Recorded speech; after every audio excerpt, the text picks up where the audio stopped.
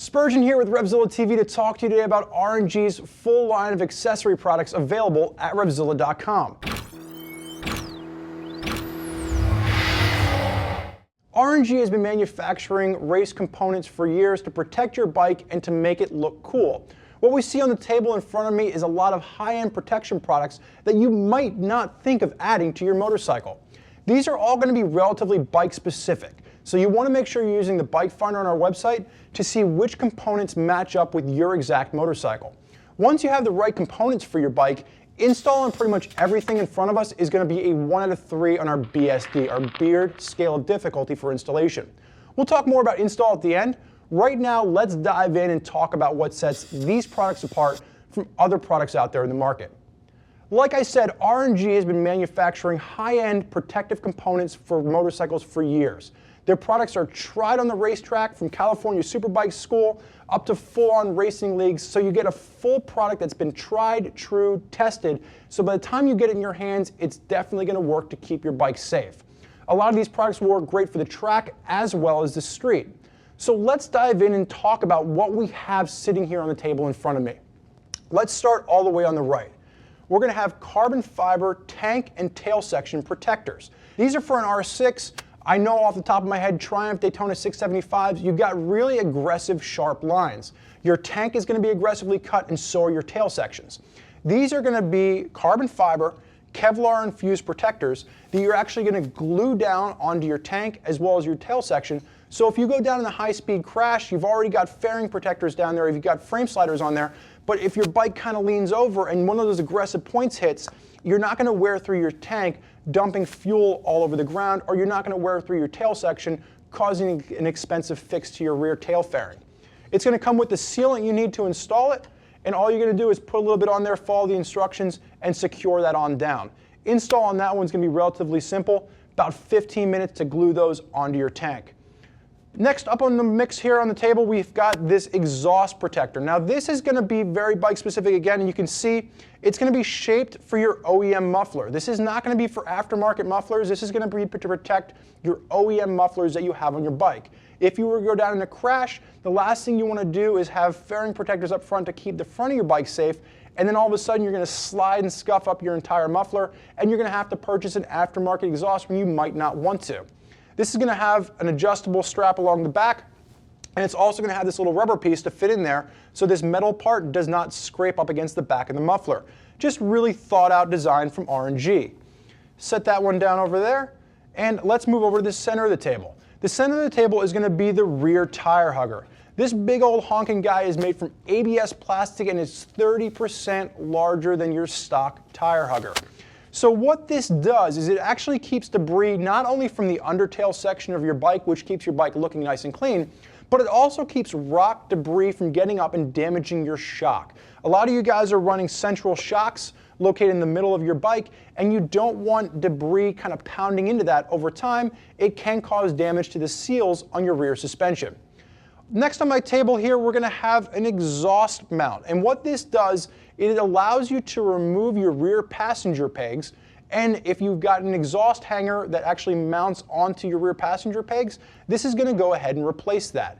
So for you riders out there running a single side exhaust either on the right hand side or left hand side, and even some of you riders out there like the older Suzuki GSX-R 1000s, we've got a dual exhaust coming up. This is going to allow you to eliminate your rear passenger pegs, give you a sleeker setup, and still allow you to mount your exhaust. In some cases where you're looking like, so for example, this one's off of a Ninja, or the single-sided exhaust can, it's going to also have available block-off plates, so the side where there's no exhaust, you're going to be able to really clean up the lines of your bike, giving you a nice uniform look. Where those passenger pegs used to be, now you just have a nice sleek plate. And again, bike specific, it actually comes with the Ninja logo emblazed right on there. Full aluminum construction, so it's nice and lightweight, especially over the OEM parts that you're pulling off. Next up over here, we've got block-off plates for your mirrors. Now, most of you are thinking, hey, I'm just going to pull my mirrors off, put a little bit of tape there, and I'm good to go on the track. In most cases, when you take your mirrors off for either track days, or maybe you're going to go to a bar end mirror setup, those original mirrors actually clamp your fairing together, and if you take them off, you have to replace them with something to clamp that fairing down. So the R&G block-off plates, not only do they give you a nice aesthetic look, but they're actually functional in the form that they're going to block off and clamp down your fairings so they're not rattling around on you, especially if you're going at high speeds. The last piece on my table is something that I really like. This is going to be a kickstand foot. Now, I had taken a trip with my dad once. We ended up in Monroe, Louisiana. It was 115 degrees in the middle of June, and we went into a McDonald's to get some ice cream because my dad and I both have an affiliation for ice cream.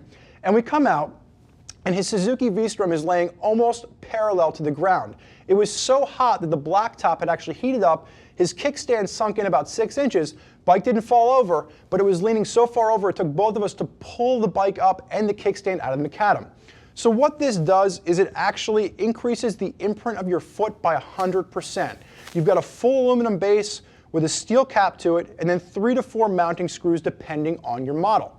The one thing I want to say is once you install this on there, make sure you're using thread lock to kind of install these screws. Otherwise, if this rattles around, it falls off, you've just lost your kickstand foot while you're cruising down the highway. So make sure you're using thread lock to install this on your bike. So that takes us into installation. Pretty much everything on this table is going to be a 1 out of 3 on our BSD, our Beard Scale of Difficulty for install. As we started off here, I mentioned that the very first product on the table, you have your carbon fiber tank protectors with the sealant. It's a 10 to 15 minute job. And pretty much everything on here is going to be in that 10 to 15 minute mark, up to 45 minutes. You know, you're looking at something that has 3 bolts on it, 3 bolts off, 3 bolts on for your kickstand foot. That's going to take you 15 minutes. Something like the tire hugger might be a slightly bigger lift if your tire's not on, kind of ruching it in there, getting the old one off. But there's nothing on here that's going to take you more than half an hour to 45 minutes. You need a simple screwdriver to get your exhaust hugger on. You're going to need whatever tools, probably a few socket wrenches to be able to remove your old exhaust hanger, remove your old passenger pegs, put these on. Probably the most complicated one on here would be the block-off plates, only because depending on your fairing, you might need a little bit of maneuvering back and forth. There might be a few extra pieces and parts you need to take off when you're installing the block-off plates. All in all, though, R&G gave you a really great setup of different protective accessories that add aesthetic appeal and also give you protection where you might not think of needing it on your motorcycle. Keep in mind that this is a very small selection of the entire R&G lineup of accessories available at RevZilla.com. Make sure you're using the Bike Finder to see all of the accessories on R&G's product page that are going to work for your bike.